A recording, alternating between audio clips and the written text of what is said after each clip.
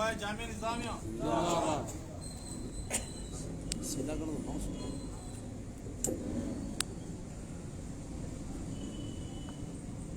السلام علیکم ورحمۃ اللہ وبرکاتہ. وعلیکم السلام ورحمۃ اللہ وبرکاتہ. الحمد للہ رب العالمین والصلاة والسلام على حبیبہ سید الانبیاء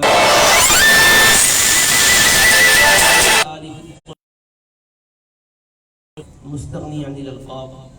استاذ الاساتذہ مفکر اسلام زین الفقہاء حضرت شیخ الجامعہ صاحب قبلہ قدم اللہ فیوضہم العالیہ و دیگر گرامی منزلت شیوخ جامعہ، نائبین شیوخ جامعہ اور داعیے محفل مولانا صوفی سید شاہ ماجد پاشا ستاری صاحب حفظہ اللہ، دیگر معزز مشائخ کرام، علماء اعظام، بزرگان محترم، مکرم حاضرین و سامعین،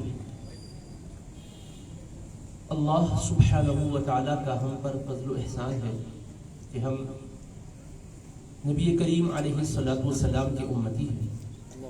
نبی کریم علیہ السلام ہی کی نسبت سے اللہ پاک کی بے انتہا نعمتیں رحمتیں ہم ہر آن ہر گھڑی پا رہے ہیں.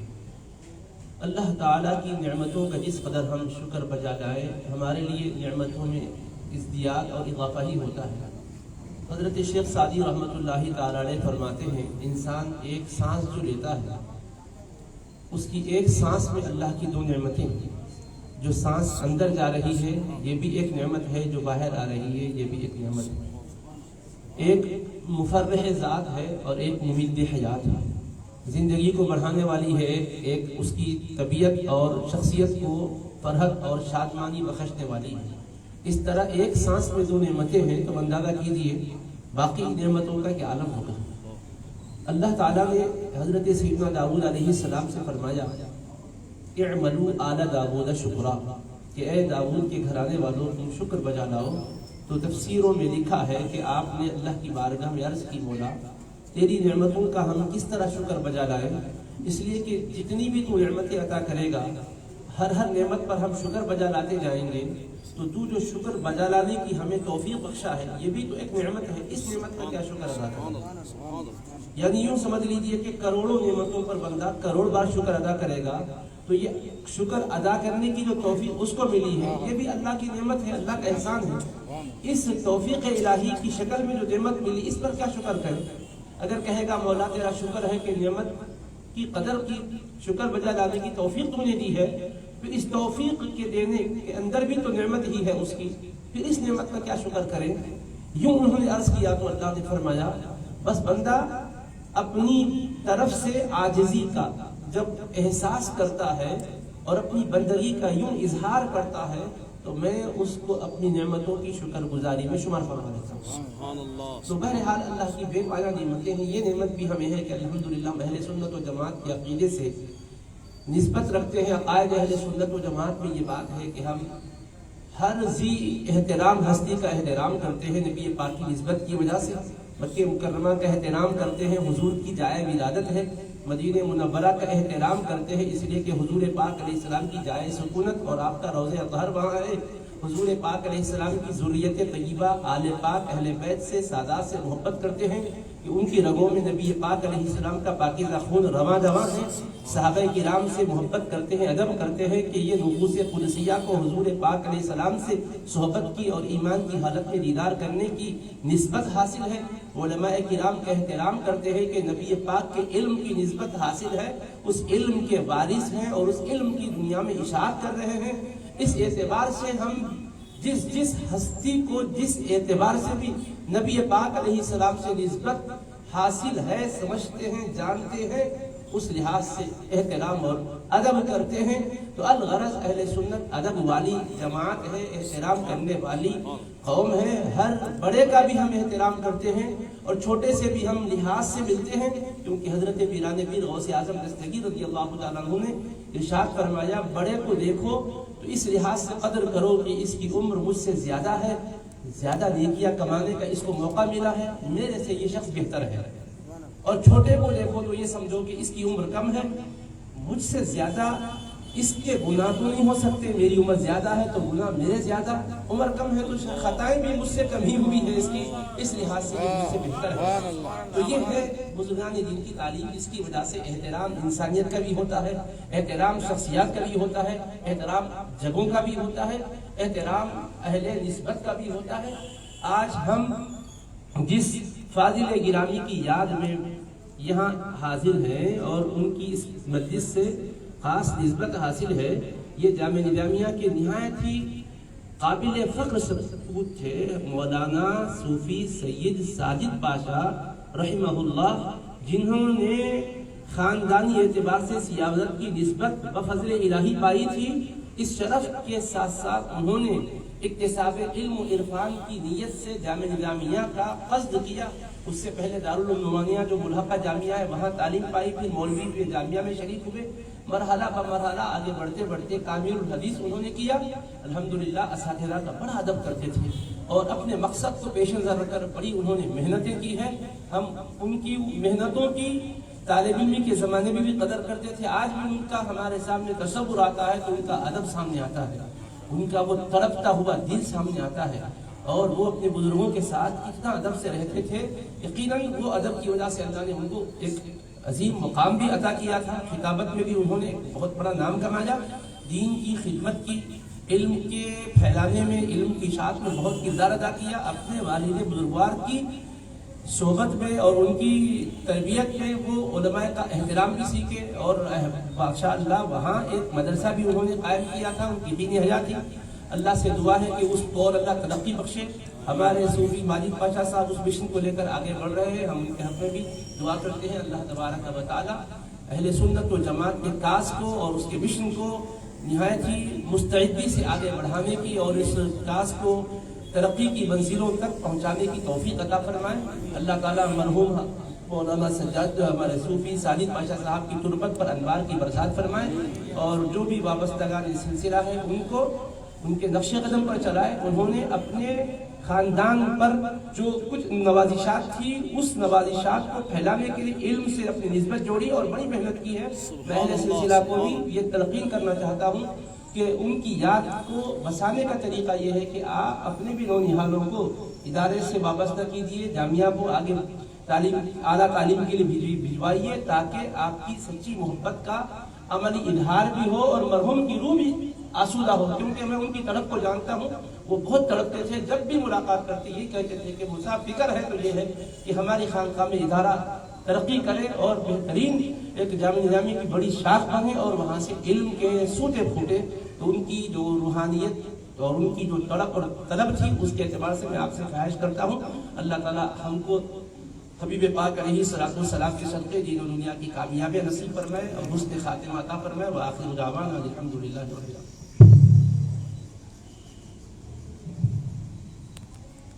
حضرات، یہ جامعہ نظامیہ کی عظیم سپورٹ ضیاء الامت ضیاء ملت حضرت علامہ مولانا مفتی سید ضیاء الدین نقشبندی صاحب قبلہ مقدس اللہ العالی اپنا بصیرت و افروز خطاب سے ہمارے قلب کو منور فرما رہے تھے، اور آپ کی نصیحتیں انشاءاللہ العزیز اس پر تمام وابستگان سلسلہ، نہ صرف وابستگان سلسلہ بلکہ جماعت اہل سنت سے تعلق رکھنے والے وہ سبھی حضرات عمل کریں گے اور کرنے کی کوشش کریں گے۔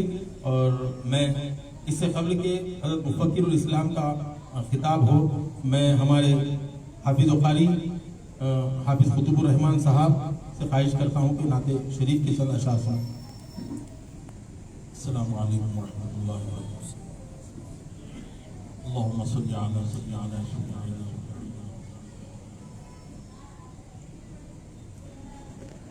جتنا دیا سرکار نے مجھ کو اتنی میری اوقات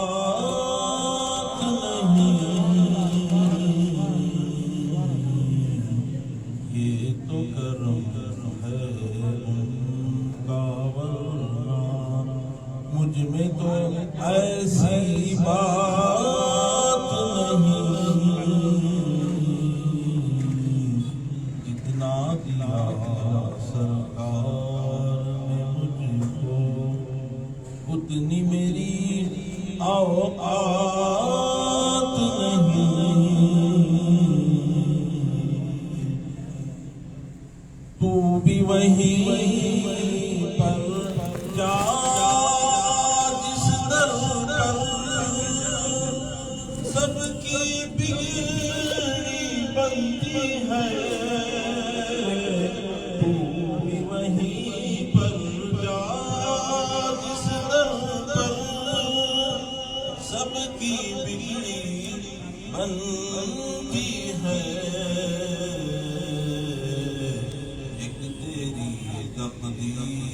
بنانا، ان کے لیے کچھ بات نہیں،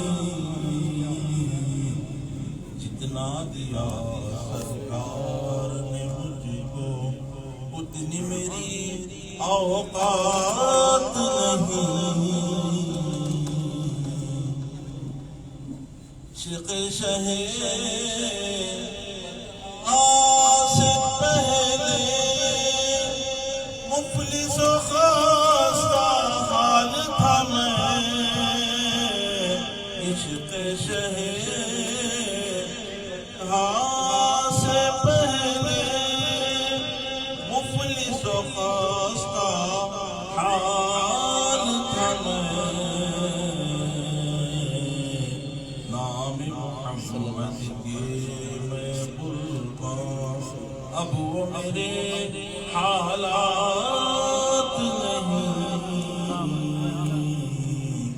جتنا دیا سرکار نے مجھ کو اتنی میری اوقات نہیں، اور تو کر سرکار کی تجھ پر کیسی خاص عنایت ہے، اور تو کر سرکار کی تجھ پر کیسی خاص عنایت ہے، کوثر ہے ان کا ثنا، یہ معمولی بات نہیں، جتنا دیا سرکار نے مجھ کو اتنی میری اوقات نہیں۔ حضرات بغیر تفصیلات کے میں آپ سے ادباً گزارش کرتا ہوں، علماء اکرام جب بھی جائیں گے آپ حضرات مصافحہ یا دستبوسی کی زحمت نہ کریں، حالات کے مد نظر بغیر کوئی تفصیلات کے ساتھ میں آپ سے التماس کرتا ہوں کہ مصافحہ یا دستبوسی کی زحمت نہ کریں۔ میں بلا کوئی تاخیر حضرت العلامہ مفکر اسلام حضرت العلامہ مولانا مفتی محمد خلیل احمد صاحب شیخ الجامعہ نظامیہ مدد اللہ العالی سے ادباً گزارش کرتا ہوں کہ وہ ہم سے مخاطب فرمائیں۔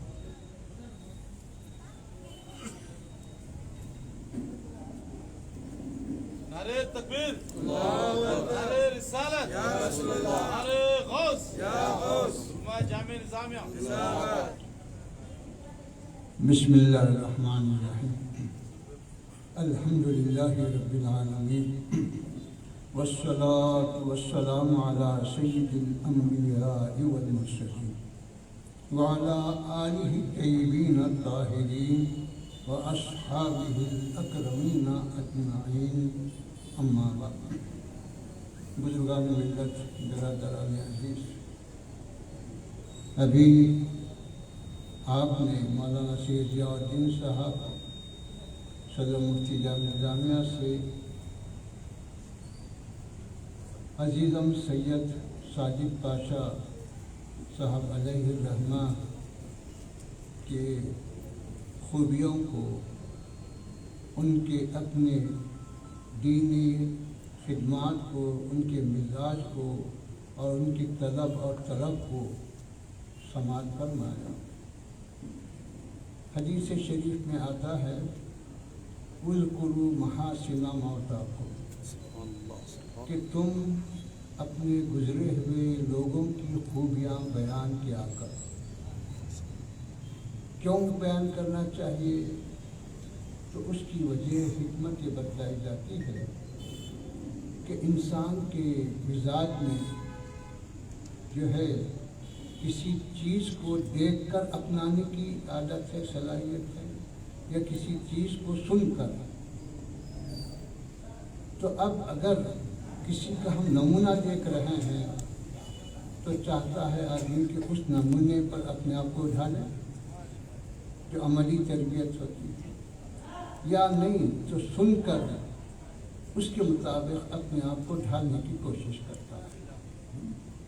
حضور پاک علیہ السلام کا طریق تبلیغ دو طریقے سے بھی تھا کہ آپ اپنی امت کے سامنے، اپنے صحابہ کے سامنے عملی نمونہ بھی پیش فرمائیں، پھر آپ جیسے ضرورت پڑی ویسے خطاب بھی فرمائیں۔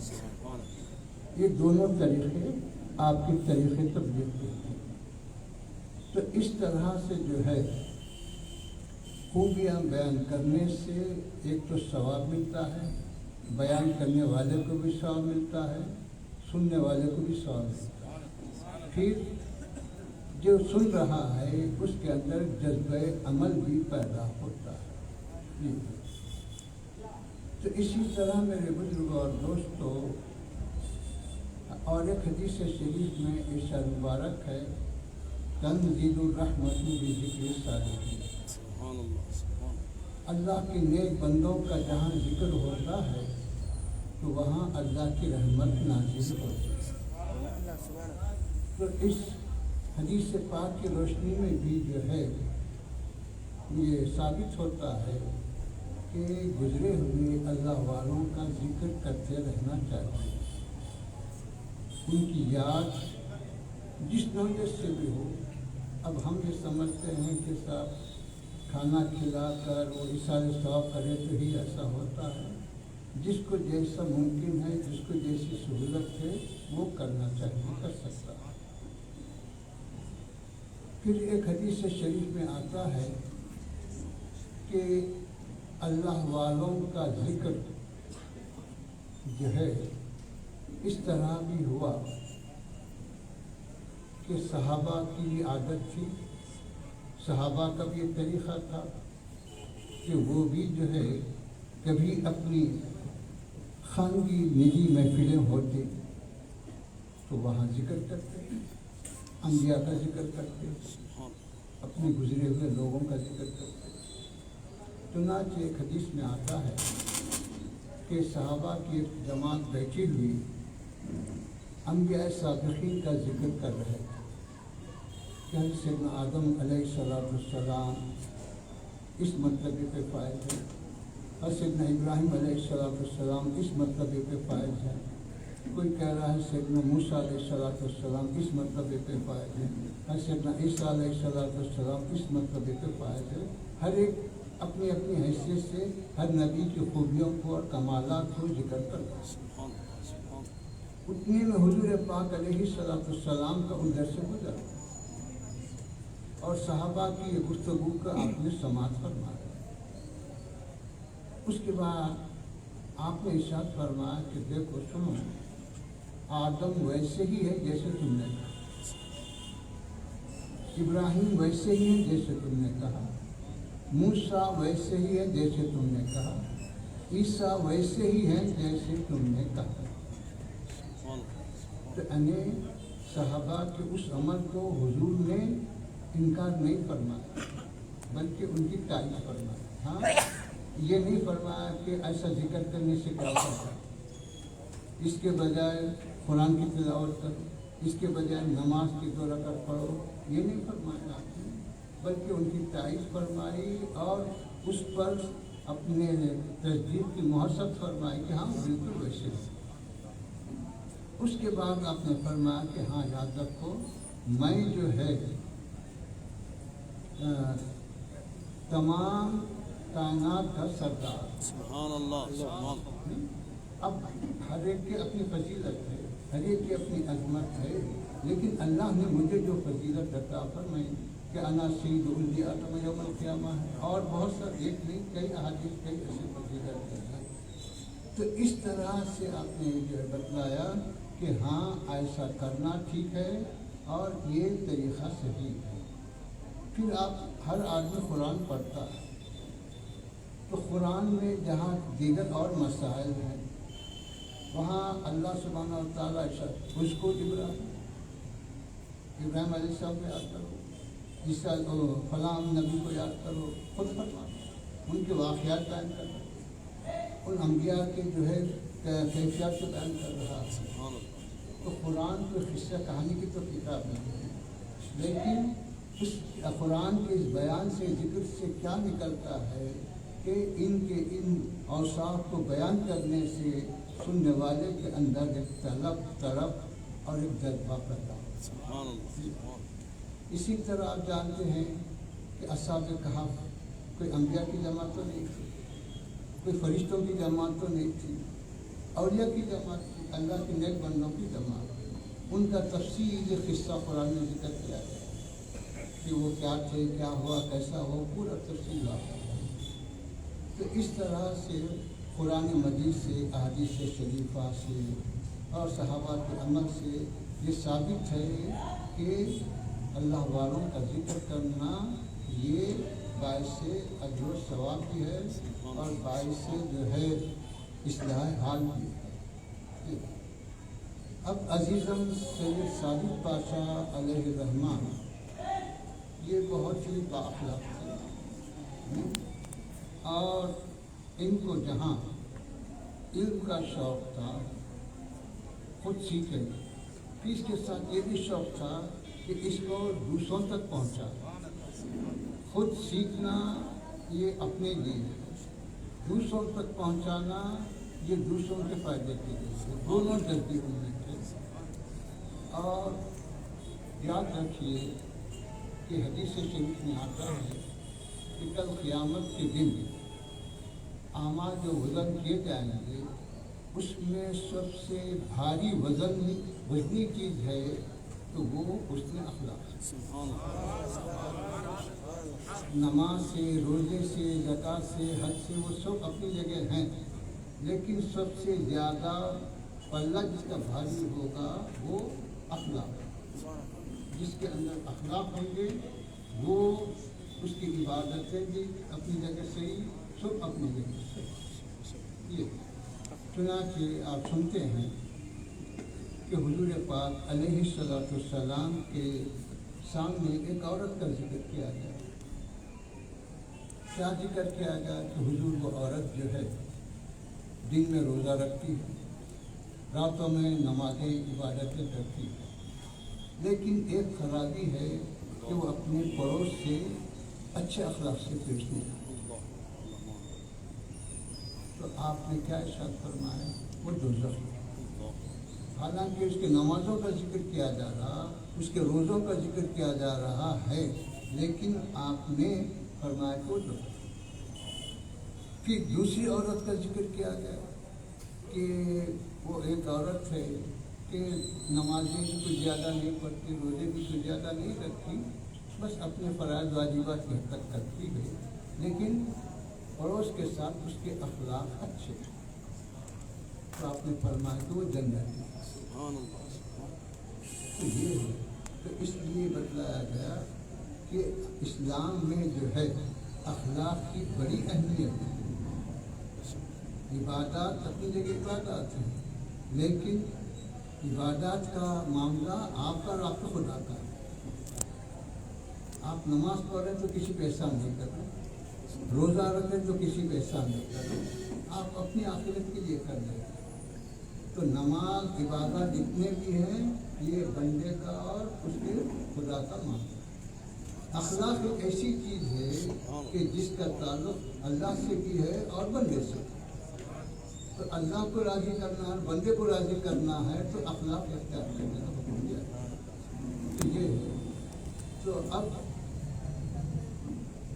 اس سلسلے میں جو ہے یہ جو صحبتیں اختیار کی جاتی ہیں یہ اپنے آپ کو سنوارنے کے لیے، اپنے اخلاق کو سدھارنے کے لیے کی جاتی ہے۔ بغیر علم کے تربیت مشکل ہے اور بغیر تربیت کے علم بھی بیکار ہے۔ تو تربیت کے لیے علم چاہیے اور علم کے لیے تربیت چاہیے، تو کہیں جا کر وہ آدمی نکھرتا ہے۔ یہ دونوں چیزیں اولیاء اللہ کی تعلیمات میں شامل رہی ہیں۔ اللہ سے دعا ہے کہ پروردگار سید صادق پاشا علیہ الرحمٰن کی قبر کو انوار سے معمول فرما، ان کے درجات کو بلند فرما اور ان کے متعلقین کو وابستگان کو ان کے نقش قدم پہ چلنے کی توفیق عطا فرما۔ صلی اللہ تعالیٰ علی خیر خلقہ و نور عرشہ وعلی آلہ الطیبین و اصحابہ المکرمین اجمعین۔ فرمائیں.